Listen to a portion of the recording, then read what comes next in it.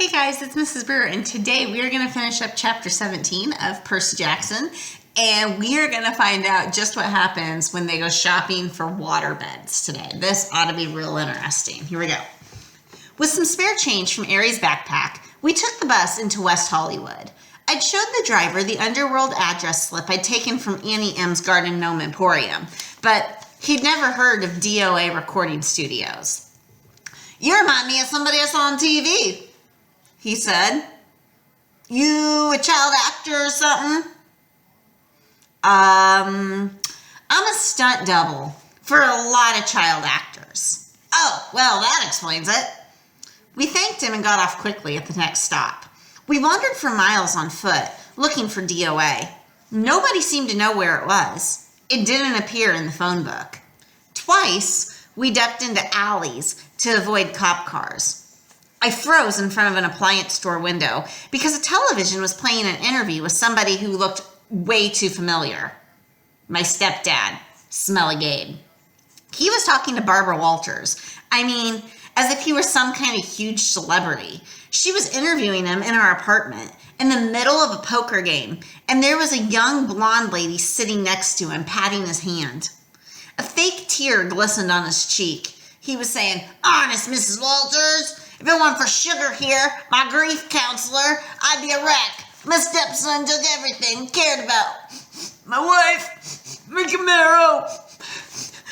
I'm sorry, I just have trouble talking about it." There you have it, America. Barbara Walters turned to the camera. A man torn apart. An adolescent boy with serious issues. Let me show you again the last known photo of this troubled young fugitive, taken a week ago in Denver. The screen cut to a grainy shot of Annabeth, me, and Grover standing outside the Colorado diner talking to Aries. "Who are the other children in this photo?" Barbara Walters asked dramatically. "Who is the man with them?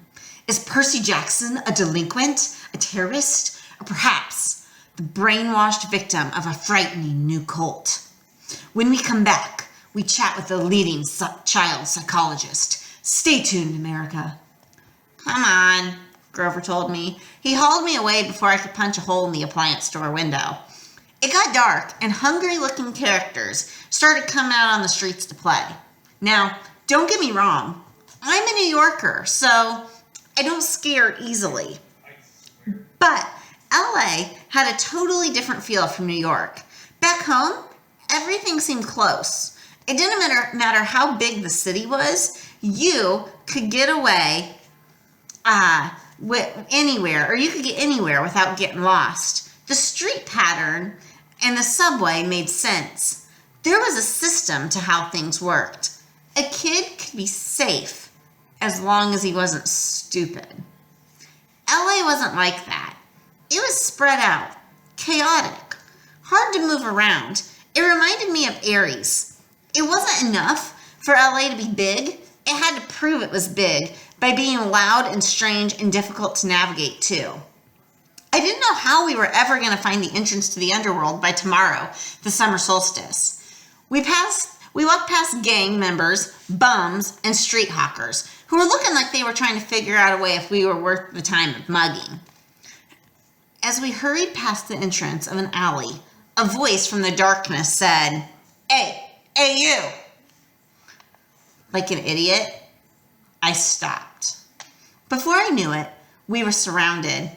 A gang of kids had circled us, 6 of them in all, white kids with expensive clothes and mean faces, like the kids at Yancey Academy, rich brats playing bad boys. Instinctively, I uncapped Riptide.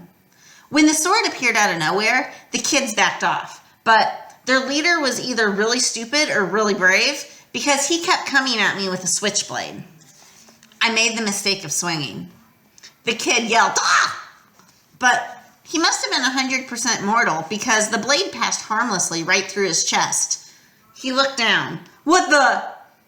I figured I had about 3 seconds before his shock turned into anger. "Run!" I screamed at Annabeth and Grover. We pushed 2 kids out of the way and raced down the street, not knowing where we were going. We turned a sharp corner. "There!" Annabeth shouted. Only one store on the block looked open, its windows glaring with neon. The sign above the door said something like, Krusty's Watre Bidi Alpace. Krusty's Waterbed Palace, Grover translated. It didn't sound like a place I would ever go, except for in an emergency, but this definitely qualified as an emergency. We burst through the doors, ran behind a waterbed, and ducked. A split second later, the gang kids ran past outside. I think we lost them, Grover panted. A voice behind us boomed, "Lost too!" We all jumped. Standing beside us was a guy who looked like a raptor dressed in a leisure suit. He was at least 7 foot tall, with absolutely no hair. He had gray leathery skin, thick-lidded eyes, and a cold reptilian smile. He moved towards us slowly, but I got the feeling that he could move fast if he needed to. His suit might have come from the Lotus Casino. It belonged back in the 70s, big time. The shirt was silk paisley, unbuttoned halfway down his hairless chest. The lapels on his velvet jacket were as wide as landing strips. The silver chains around his neck, well, I couldn't even count them.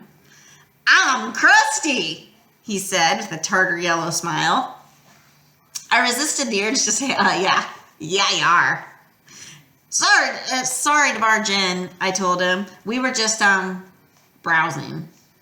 "You mean hiding from those no-good kids, don't ya?" he grumbled. "They hang around every night. I get a lot of people in here thanks to them. Say, you want to look at some waterbeds?" I was about to say, no thanks, when he put a huge paw on my shoulder and steered me deeper into the showroom. There was every kind of waterbed that you could imagine. Different kinds of wood, different patterns of sheets, queen size, king size, emperor of the universe size. "Well, this is my most popular model." Krusty spread his hands proudly over a bed with black satin sheets, with built-in lava lamps on the headboard. The mattress vibrated, so it looked like oil-flavored Jell-O. "Million hand massage," Krusty said. "Go on, try it out. Shoot, take a nap. I don't care. No business today anyway." I don't think. "Million hand massage," Grover cried and dove in. "Oh, you guys, this is cool." Krusty said, stroking his leathery chin. Almost. "Almost what?" I asked. He looked at Annabeth. "Do me a favor and try this one over here, honey. It might fit." Annabeth said, "But what?" He patted her reassuringly on the shoulder and led her over to the Safari Deluxe model with teakwood lions carved into the frame and a leopard-patterned comforter. When Annabeth didn't want to lie down, Krusty pushed her. "Hey!" she protested. Krusty snapped his fingers. "Ergo!" Rope sprang from the side of the bed, lashing around Annabeth, holding her down to the mattress. Grover tried to get up, but the rope sprang from his black satin bed too and lashed him down. "Not cool!" He said, his voice vibrating from the million hand massage. "Not cool at all!" The giant looked at Annabeth and then turned towards me and grinned. "Almost, darn it." I tried to step away, but his hand shot out and clamped around the back of my neck. "Whoa, kid, don't worry, we'll get you one in a sec." "Let my friends go." "Oh, sure I will, but first I gotta make them fit." "What do you mean?" "All the beds are exactly 6 feet, see? Your friend's too short, we gotta make him fit." Annabeth and Grover kept struggling. "Can't stand imperfect measurements," Krusty muttered. "Ergo!" A new set of ropes leaped out from the top and the bottom of the beds, wrapping around Grover and Annabeth's ankles, and then around their armpits. The rope started tightening, pulling on my friends from both ends. "Don't worry," Krusty told me. "They're stretching jobs. Maybe 3 extra inches on their spine. They might even live. Now, why don't we find you a bed that you like, eh?" "Percy!" Grover yelled. My mind was racing. I knew I couldn't take on this giant waterbed salesman alone. He would snap my neck before I ever even got my sword out. So, your real name's not Krusty, is it? He asked. Well, legally it's Procrustes, he admitted. The stretcher, I said. I remembered the story. The giant who tried to kill Theseus with excess hospitality on his way to Athens. Yeah, but who can pronounce Procrustes? It's bad for business. Now, Krusty? Anybody could say that. Yeah, you're right. It's got a good ring to it. His eyes lit up. You think so? Oh, absolutely, I said. And the workmanship on these beds? It's fabulous. He grinned hugely, but his fingers didn't loosen on my neck. I tell my customers that every time. Nobody ever bothers to look at the workmanship.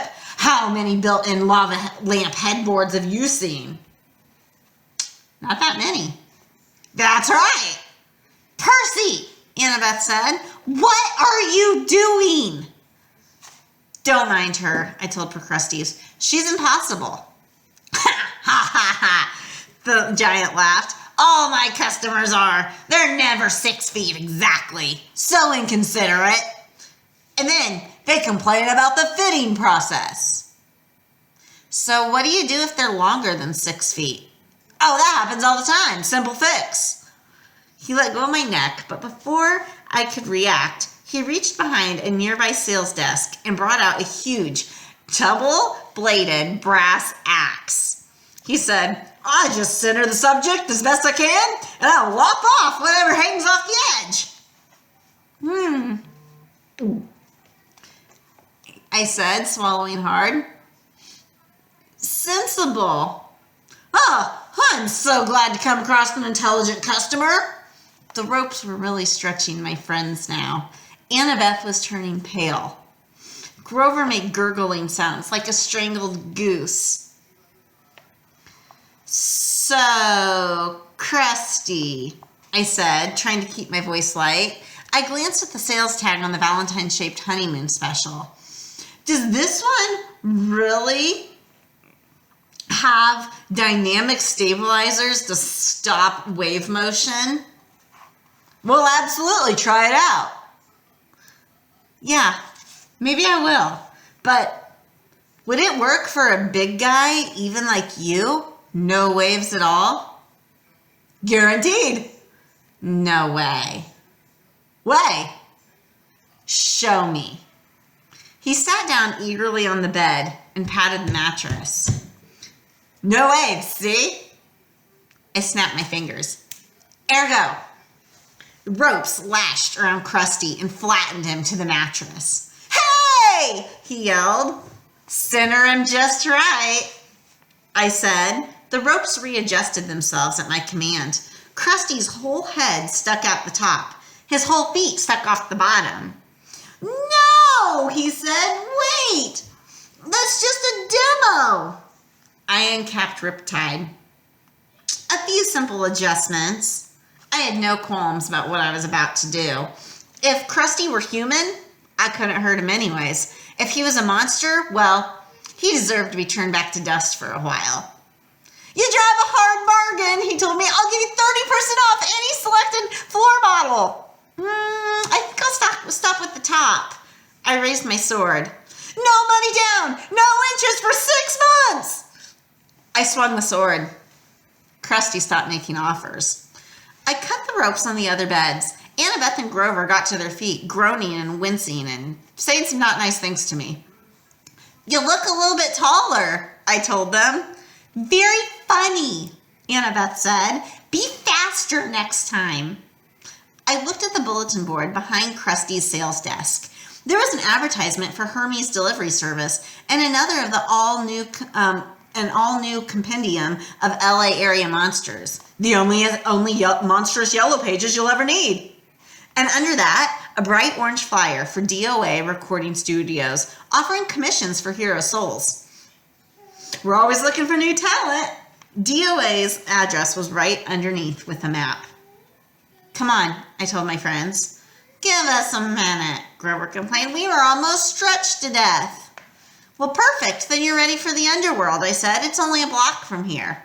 And that is where we leave them. On Monday, we'll find out what happens when Annabeth does obedience school. Can't wait to hear about that. We'll see you guys later. Bye.